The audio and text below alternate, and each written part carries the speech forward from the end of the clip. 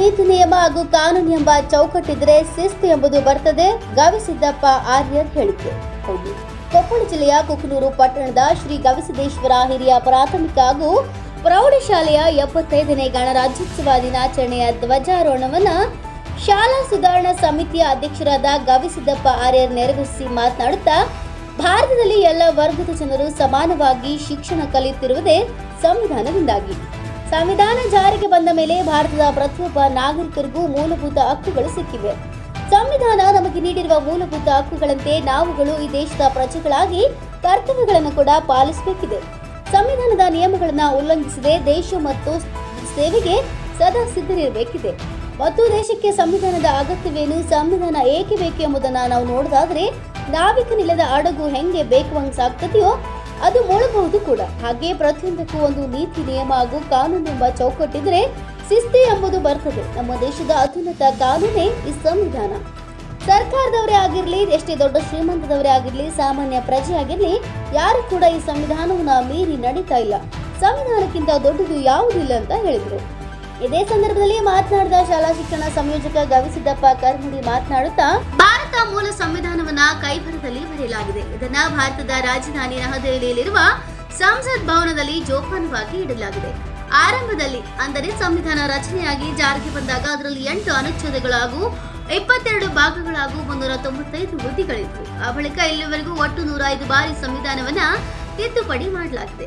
ಹೀಗಾಗಿ ಈಗ ಭಾರತದ ಸಂವಿಧಾನದಲ್ಲಿ 12 ಅನುಚ್ಛೇದಗಳು ಹಾಗೂ 25 ಭಾಗಗಳು ಮತ್ತು 470 ವಿಧಿಗಳಿವೆ. ಭಾರತದಲ್ಲಿ ಎಲ್ಲಾ ವರ್ಗದ ಜನರು ಸಾಮಾನ್ಯವಾಗಿ ಶಿಕ್ಷಣ ಕಲಿಯುತ್ತಿರದೆ ಸಂವಿಧಾನದಿಂದಾಗಿ.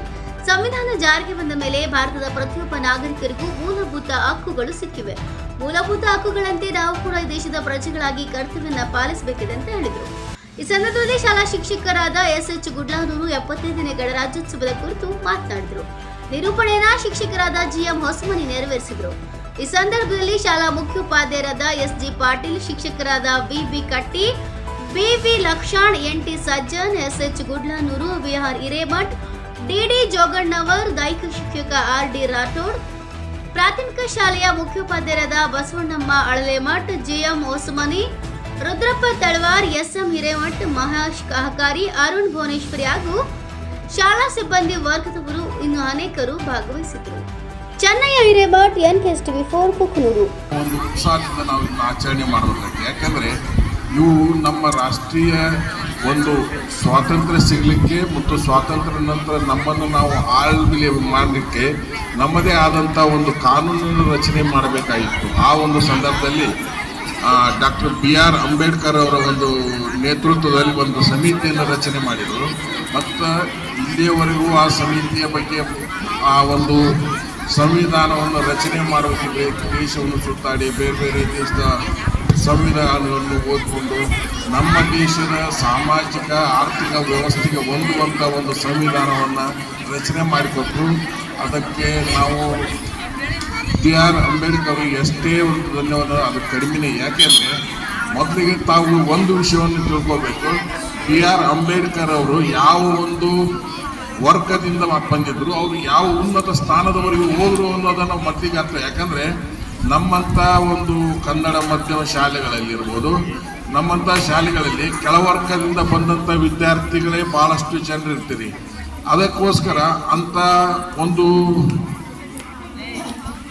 47ರ ಸಂದರ್ಭಕ್ಕೆ ಪೂರ್ವದಲ್ಲಿ ನಮ್ಮ ದೇಶದಲ್ಲಿ ಸಾಮಾಜಿಕ ವ್ಯವಸ್ಥೆ ಹೇಗಿತ್ತು, ಆ ಒಂದು ಸಂದರ್ಭದಲ್ಲಿ ಕೆಳವರ್ಗದವರು ಶಿಕ್ಷಣವನ್ನು ಪಡಿಬೇಕಿದ್ರೆ ಎಷ್ಟೊಂದು ತೊಂದರೆ ಅನುಭವಿಸ್ಬೇಕಾಗಿತ್ತು.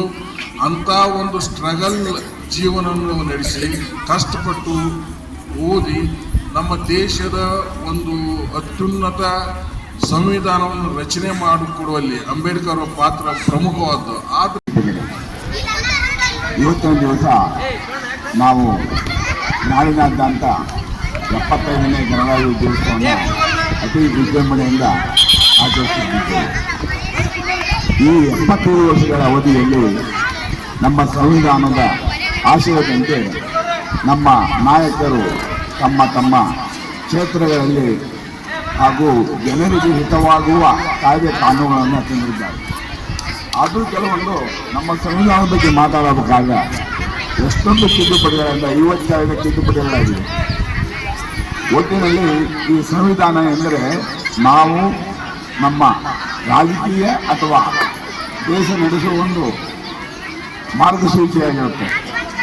ಈ ಇದರಲ್ಲಿ ಅಂಬೇಡ್ಕರ್ ಮತ್ತು ಅವರ ಸಂಘಟಕರು ಜಗತ್ತಿನಾದ್ಯಂತ ಅನೇಕ ಸಂವಿಧಾನಗಳನ್ನು ಅಭ್ಯಸಿಸಿ ಅದರ ಒಂದು ಇಷ್ಟನ್ನು ಎಲ್ಲ ಸಂವಿಧಾನಗಳನ್ನು ತೆಗೆದುಕೊಂಡು ಅತ್ಯುತ್ತಮವಾದ ಗುಣಗಳನ್ನು ಅದಕ್ಕಾದ ಅಂಶಗಳನ್ನು ನಮ್ಮಲ್ಲಿ 1949 ನವೆಂಬರ್ 26ರಂದು ನಮಗೆ ಕೊಟ್ಟಿದ್ದಾರೆ.